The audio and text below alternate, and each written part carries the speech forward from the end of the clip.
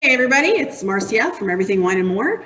I am pleased to be talking to Paul Speck today from Henry of Pelham in the Niagara Peninsula. So we typically out here focus on wines from the Okanagan and BC, but I'm really thrilled to be talking about some VQA wines from the other side of Canada that sometimes seems to be forgotten out here. So thrilled to have you with us here today, Paul. Thanks for joining me. Thanks so much for having me. Great to see you. So you represent the Speck family, Henry of Pelham, some 6 generations now of winemaking in the district. So tell us about where you are in the Niagara and give us a brief history of your family, like why it's called Henry of Pelham, for example. Sure. Well, we're actually in the west end of the city of St. Catharines. We're right along the escarpment. We're about 20 minutes from Niagara Falls. Nice. And beautiful area. It's really right in the heart of Niagara wine country. And the land has been in the name, the family, since 1794. And that was my great grandfather. And originally they just farmed it, just clear cut it and did farming on it. And over the years, they sold off most of the land, actually. But my one grandfather, Henry Smith, was the youngest of all the children. He built a building in 1842 and that ran as an inn for about 75 years. And that's the building that our wine store is in today. Again, over the years, it was all sold off. And one of my cousins, the last remaining parcel of land to be in the family name, was in my cousin's. My cousin had it. My dad, in the early 80s, bought it off him, and that's when we started the winery. So we've had a long history of being in the area. Winemaking itself, we started, my brothers and I, with our dad, planted the first vineyard in 1984. And then in 1988 was our first vintage. And we started off very small. It was just me and 2 other guys, one in the farm, one on the winery, and started from there. And my brothers as well joined and worked through the summers. And then when they graduated from university, they helped out. So we've been making wine since 1988. And the name Henry comes from Henry Smith, who built the building in 1842, and the winery sits on borders a road called Pelham Road, and across the street is Pelham Township. And his name was really Henry Smith. It was on my grandmother's side, so he lost the name. But he signed his name Henry of Pelham when he went to get the liquor license, because even in 1842 you needed a liquor license, and that's where we got the name from. That's awesome. Yeah. So really, definitely a family winery. There's you and your 2 brothers that are like you are the president. So how long have you been in that role, and really when did you sort of take over the helm? Well, my brothers and I worked on the vineyards between 84 and 88. I graduated from university at that time, and it was my dad's idea to actually start the winery. We kind of started the ball rolling in 1987. I studied classical Western philosophy, so when I graduated, I really couldn't get a job. And I said to my dad, who was still living in Toronto, he was in education in Toronto, and I said to him, well, I'll help you out for a year to get this little winery project going, and then I got to go get a real job somewhere, or get it. I was thinking about becoming a lawyer, which thankfully I didn't, because I would have been a lousy lawyer, it turns out. But and he ended up getting sick and ended up passing away a couple years later. And I kind of fell in love with the business. And at that time, there's like 8 wineries in Niagara. Things were not as sexy as they are today, but there's a cabal of small family-owned businesses. We wrote the VQA rules, and we kind of got the ball rolling. And my brothers, as they graduated from university, I said to them, look, give me 1 year to help me out with this thing and then go get a real job. And they stayed on. So my middle brother, Matthew, runs the vineyards and works very closely in production and in winemaking. And we now have 300 acres of vineyards right around Henry of Pelham. So if you come and visit, all the vineyards are right there. And my younger brother Daniel's in sales and marketing. So we collaborate on a lot of the labels and stuff. So I've been doing it since 1988, 89, somewhere in there, since the beginning. Right, right. So are you the one that does most of the traveling, or do your brothers travel as well? Everybody travels, but at this point, Dan and I probably do the most traveling. Daniel does even a little more than me now, but yeah, I kind of handle Canada, but we're in 21 countries and growing around the world, so there is a fair bit of travel involved. Yeah, fantastic. Congratulations. That's amazing to be in 21 countries. Yeah. Yeah, we're excited about that. I mean, people, it's amazing how people love wines from Niagara and British Columbia for that matter. They're really interested in it. And it's going, unfortunately, it all got slowed down because of the pandemic. But as soon as we get back on track, we're going to get right out there because we were just knocking off one country after another. It was pretty amazing. Right on, right on. Yeah. That's great. So how many labels do you produce? Well, we have a number of different, I mean, Henry of Pelham is sort of the crown jewel. It's the estate wines. They're the premium. Those are the ones we're going to be trying today. We make a couple of other ones like Sibling Rivalry, which is a little more fun. House Wine Company, and a couple of others. But by and large, the real guts of the project is Henry of Pelham. And we make about 25 different wines in Henry of Pelham. Yeah, I mean, I was on your website this morning, so I was able to look at it a little bit, and I mean, it runs the gamut really from sparkling all the way to ice wine. Yeah, it really does. Yeah, but it really focused on about 8 varietals, right? Yeah. So, you talked about you writing the rules for VQA in Ontario. Was that sort of like your baby from the beginning? No, I have to give the real credit to starting the VQA was Donald Zeraldo. At the time, he was the founder of Inniskillen, which was really that winery opened in 1974, and Donald was really. I mean, I always call Donald the Robert Mondavi of Canadian wine. Like he was the guy that was ahead of everybody, and he recognized at that time that we needed to have an appellation system, a system of quality winemaking rules, because every serious winery around the world or wine industry around the world has that, and Canada didn't. And so he got the ball rolling, and then there's a couple of others. He grabbed a couple of us that were just kind of starting in the late 80s to start the rules. And it all made sense to me because I studied philosophy. So it's kind of like writing the Constitution, and I thought that was a neat idea.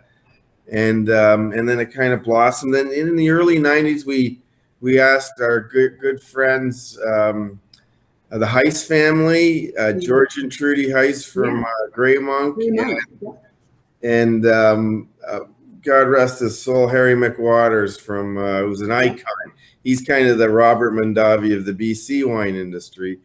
We convinced those guys to do VQA out west as well. So that's kind of the start of it all. Yeah, that's really cool. That's great. And of course, VQA, the Vintners Quality Alliance, the governing body, if you will, of quality Canadian wines. So if you're buying Canadian, look for that VQA symbol.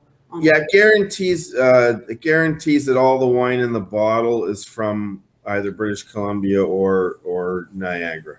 Yeah, that's fantastic. Okay, so we've chosen sort of like, again, a full gamut. The only thing we don't have going on here is a nice wine. Yeah. But I have to tell you, we're going to start with the Cuvée Catherine Rosé Brut here, and I have to tell you, this is absolutely one of my favorite bubblies. I think it's just fantastic. So the name Catherine, of course, comes from a great grandmother. That's right, Henry's wife. Henry's wife. Okay, so that's, what was it? Four greats. Four greats. That's right. Four greats. And I like the fact too, because you're outside of St. Catherine's. So again, that could be, We don't know we don't know whether that was coincidental, but St. Catherine's is spelled with an A, instead of an E, and so is Catherine. It has an A, after the H in A. Right. And I remember when we first were printing the label up, the printer called me up on my cell phone and said, I just want to make sure before we go to press that it should be an A and not an E. And we have a family grave cemetery at the back on the property. And I panicked. I thought, okay, just hold on. I went running out there to check her tombstone. And I'm like looking right at it. Yeah, no, it's an A. Yeah, that's right. You want to get that right. I mean, when you're producing this many bottles, for sure. Yeah. So yeah, here we go. The Cuvée Catherine Rosé Brut. Look at this beautiful blue label and this lovely pink wine. So we've got, this is not vintage dated, is it? No. No, we do. The Brut and the Rosé Brut, we do it in the champagne tradition of not vintage dating that. And then we do one called Carte Blanche, which is a Blanc de Blanc, and it is vintage dated. Okay, got it. So we're looking at all the time here, 70 to 80 Pinot Noir and 20 to 30 Chardonnay. Is that pretty consistent from year to year? Fairly consistent, yeah. And done, of course, we can't call it champagne because we're not in Champagne, so it's called sparkling wine, but it's method traditional, and that means that it's, we handpick the fermentation in the bottle, yeah. Fermented in the bottle naturally. Cuvée, the rosé, we've got it down to about 20 months now in the bottle of aging. We want that to be fresh. The grapes are all handpicked. They're from our estate vineyards, and then we put them in we put the whole clusters into the press. And we have a special press that has 3 cycles. And so it presses a little bit, and that gets the juice from the skins closest to the skin. And then we fraction that out. It's called press fracturing. We remove it. Presses a little bit harder. You get the middle part of the berry, which is what we want. And then we keep that, and then we press out the rest, and that's called, so it's the heads and the tails that we remove. We only use the middle part of the juice of the berry. And then we ferment it, and then age it in the bottle for another about 20 months. Beautiful. So it does have that little bit of autolytic characteristic to it, but very, like strawberry, really beautiful floral notes. Yeah, it has great acidity, but lots of freshness in the palate, and nice kind of strawberry, very dry. Yeah. It's really a delicious wine, especially, during the summer, great out in the patio. For sure. So it's super freaking hot here, people. So this might be a great wine for you to enjoy today. Good with your barbecue, good on the patio. So pick up a bottle. It is $39.9 regular, on sale for $35.99, which I think is great value for any sparkling wine, and of course Canadian. So come pick up your bottle of Cuvée Catherine Rosé Brut today. All right, moving on, Paul. We're talking about the 2017 Riesling now. Yep. So I want to talk about your winemaker. So how long have you had your winemaker with you? Lawrence Bueller. He's been with us now. I think this is coming on his 4th vintage. Okay. Yeah. Yeah. And where did he come from before? Lawrence studied at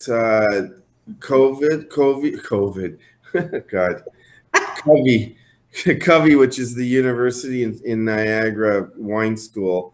Okay. And he worked at a number of small estate wineries, then worked his way up and did all the wines at Peller Estates, the VQA wines. Mm-hmm. Then he actually moved out west, worked for Harry McWater, actually, at the winery was called Time. Right? Yeah. So he was the winemaker, the opening winemaker there. And then he came to work for us about 4 years ago. So he's got lots of experience not just here in Niagara. He's worked around the world and out west. Yeah.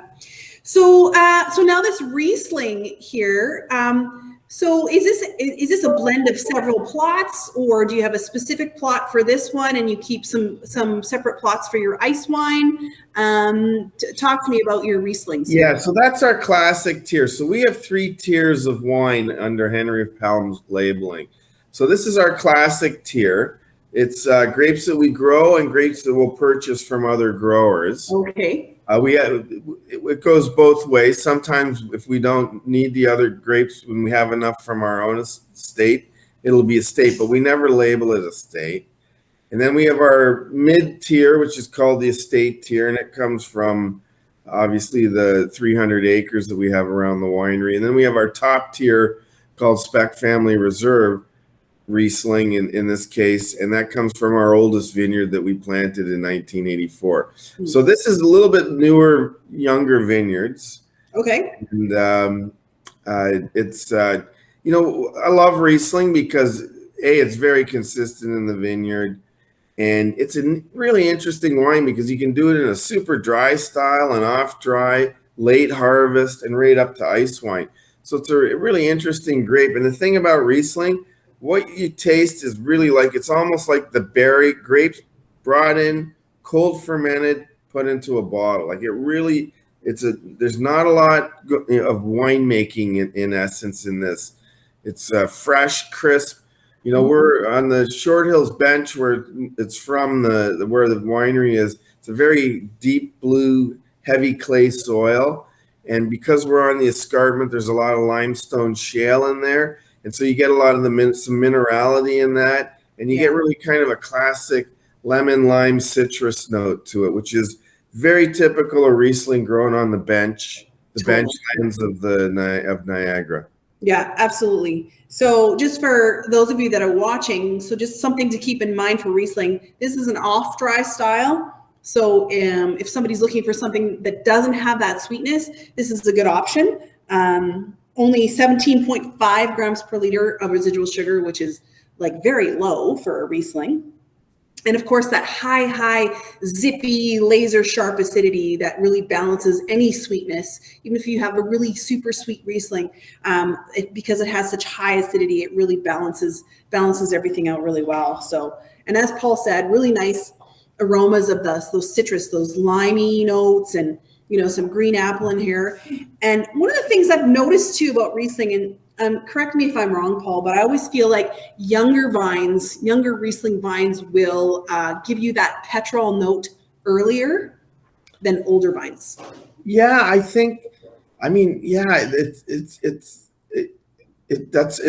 a good observation. I think that's probably true. We're not totally sure, but there's a big debate about petrol and Riesling, whether it's because the grapes are too ripe, whether it's actually just natural as the Riesling's age. It's a kind of a big debate.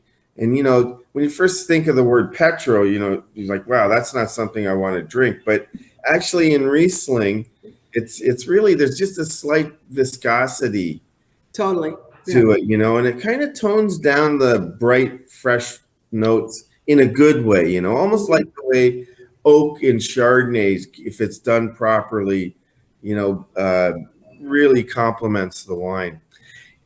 And I love that Riesling in particular, because for those people that want something with a little bit of freshness to it, I think they'll like it. But if you love dry wine, I still think you'll like this because there's lots of good natural acidity there. And so sweetness is one of those things where it's really about balance, right? And often Rieslings can still be dry but have more natural sugar in them because you're balancing off the natural acidity. Yeah, absolutely. Yeah, and this one does have that like a slight bit of petrol, but it's not overt in any way. So yeah, really nice. So this one, Riesling, great value here, $21.99 on sale for $19.79. So again, really good with spicy dishes or any kind of like Thai food. sushi, that kind of thing. What else? What else would you eat with this, Paul? Your You Riesling. can have, Riesling goes so pork, pulled pork. We're cooking that tonight. Some pulled pork. I'd have it with that. As you mentioned, I love it. It's often hard to match wine with Asian foods, of which I love. And Riesling's a perfect match because the acidity and the freshness can keep up with the some of the heat you might get. Yeah, absolutely. Any spicy dish, Indian food would go well with this. And then, of course, just traditional chicken and whatnot. Go with everything. Riesling's quite versatile. I'll go with most things, right? Absolutely. I always tell people, I'm like, if you don't know what to pair, get a Riesling. Always a Riesling. Yeah, totally. Yeah. Okay. And we've kind of left the most fun for last, I think. This are, Baco Noir, which, you guys at Henry of Pelham have seemed to, have the lion's share of all of this Baco Noir, this hybrid grape that people go, ooh, what is Baco Noir? So, we know that it's Fall Blanche and something else. Do we know have we ever figured out what that something else is? We know that there's some Uni Rouge in there, and then it gets messy from there on in. Because they didn't keep great records in France at the time. Yeah, so it was a little incestuous, perhaps, and those grapes, they get around. I'll tell you. They get around, exactly. Yeah. So you guys have seemed to really embrace this hybrid grape of Baco Noir, and I mean, we have 4 SKUs. Do you make more than 4 SKUs? We have 4 SKUs of Baco Noir in the store. No, that's our lineup. That's all awesome. That's And there we have the big gun today. Yeah, so we carry the regular Baco Noir, the Old Vines Baco Noir, the Speck family reserve Baco Noir, and we're going to talk today about the Lost Boys Baco Noir. So tell us about the name. How come it's called Lost Boys? Well, this is from so the Speck family reserve Baco Noir, and this are from the first vineyards that my brothers and I planted, and we planted the Baco. We shovel planted this back in 1984. So it's crooked rows and really old, big stalks on the vines, and so it's the oldest vineyard, the lowest yield. It's our best fruit, and then this Lost Boys is a barrel selection that we make from the Speck family reserve. So here we're looking for massive impact. We want this to be the biggest, most forward and robust barrels that we can pick out of it's the best of the best. And it's just really a beautiful wine. We don't make much of it. Okay. We make, I think we made 8 or 10 barrels. It really comes from, and we taste every barrel with Lawrence, and we just do a small selection of it. We called it the Lost Boys, not because of the movie. There was a movie, but then when we realized, wait, there's that cheesy movie, but from the 80s. But we called it the Lost Boys. Back before Henry of Pelham was a winery, it was a vineyard, and we called it the farm. And it was really me and my 2 brothers living on our own, and it was kind of, we worked 12 hours a day in the vineyard, and then we'd come back. Our parents were in Toronto. We were left on our own, and my dad would come by once a week or so, and he'd give me $200 or $300 in cash, and he'd say, get some food for the guys and whatever you need. Like, perfect. So he'd drive home. We'd get into the pickup truck, and we made basically 2 stops. First stop was to the beer store. We get 5 or 6 cases of beer. The second stop was to the grocery store. You get a carton of cigarettes, and then like cans of beans and, hot dogs. All right. And that was it. That was food. Mostly beer and cigarettes and whatever else we can get. Boom. There's your $300. Right? It was awesome. Like when you're in your late teens, early, it was the best. And then we work all day, and then we drink beer and eat hot dogs at night and listen to music. And we kind of called it the Lost Boys, because it was, kind of crazy. But it was very fun, and that's kind of where the vineyard and the whole thing started. That's a great story. I mean, for me, I always say that good stories sell wine. So Yeah. I will remember that for sure as I go about selling Baco Noir. About this again. So do you make this every year, or is it only in good vintages? This is the second vintage that we've ever made, and yes, it'll be only in good vintages and only, like I said, 8 to 10 barrels, because we don't want to take too much away from Speck Family Reserve Baco, which is a really big, robust wine. Yeah. We just don't have a lot of it. So yes, we'll make it every year, but like everything, if we don't feel like we have the wine, we won't deliver it. This one has to be a knockout. It has to be the biggest. Cool. And what's the oak treatment on this wine, Paul? It's mostly American, but there is some French oak on it, and it's all new. So yeah, because this is this is concentrated, so it needs. And Baco Noir is not a wilting flower as a grape. It's not like Pinot Noir, which is much more delicate. Baco Noir is a bruiser. It needs the oak. It needs robust oak, or you're just wasting your time. Yeah. So for those that like bigger reds, this is a perfect wine for that. And that wine will age as well. Absolutely. So Baco Noir always typically you're going to get those smoky, spicy notes out of a Baco. Yeah, absolutely. Always. Yeah, and the really dark fruits. The oak is present, but it's integrated very well. And like Paul said, like your steaks or your burgers. A porterhouse, a T-bone, a ribeye, whatever. Like this one's going to stand up to it. Yeah, this is one that you don't want to match with fish or something. It'll bury the fish. Yeah, I mean, if you really want to, you can. But you can do anything. You don't suggest it. Saying that, matching wine and food is there's no science to it. It's whatever you like. But this is big. This is big. So you want you tend to want to match food with wine. I always consider matching wine with food as like a spice. You want to complement whatever you're eating. And, look, let's face it, everybody has different tastes. So, some people like more salt than other people, and that doesn't make it wrong. Whatever absolutely. You like.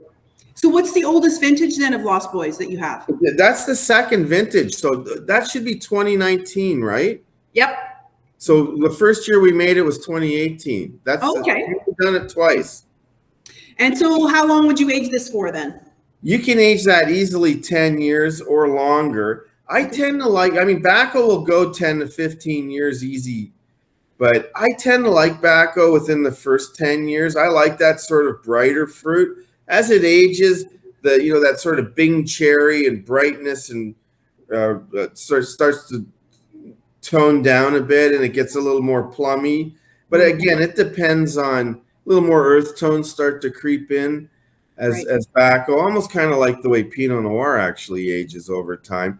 But really, it depends how you like, your reds. Right on. So this one is the big boy, $36.99 on sale for $33.29. And again, this is a great wine to do what I call the rule of three. You buy 3 bottles and you just kind of drink them as they age and see where they're at. So for $33 you can get a really robust Baco Noir, very Canadian, if you will, grape, especially for the Niagara. We don't see this out west at all. It's very much it's really become like a heritage variety for Niagara, and that's why we sell that. That's our biggest selling wine grape for us is Baco Noir, right across Canada and every country too.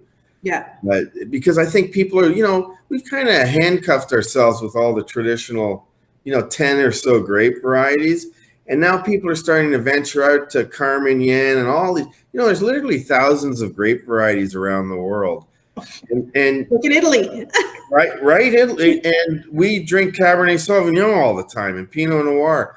And so Baco's just something different. And I think there's going to be that trend is going to continue where people are going to keep venturing out to different varieties. Not because we all love the 10 varieties that we tend to drink a lot of, but just for change and experiment, right?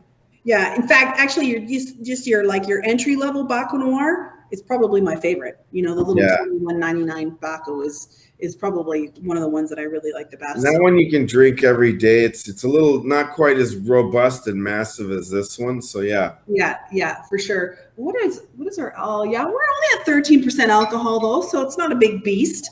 Yeah, we don't, we don't want to overdo it like with high alcohol. I think sometimes that can take the balance out of wines, you know, Yeah, if you get absolutely. too much alcohol in there.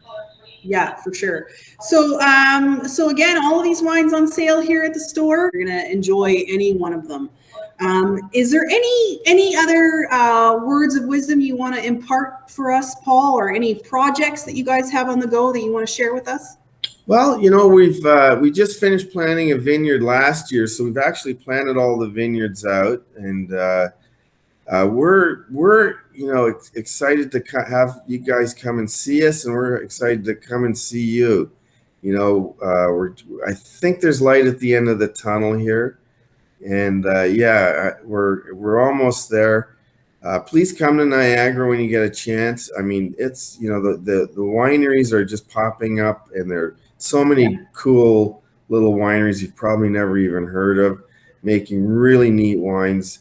We have a restaurant on site during the summer, and you know, we have a barrel cellar and all kinds of things, and we do all these events. So just looking forward to opening up, and we're just opening up here in Ontario, you know, finally.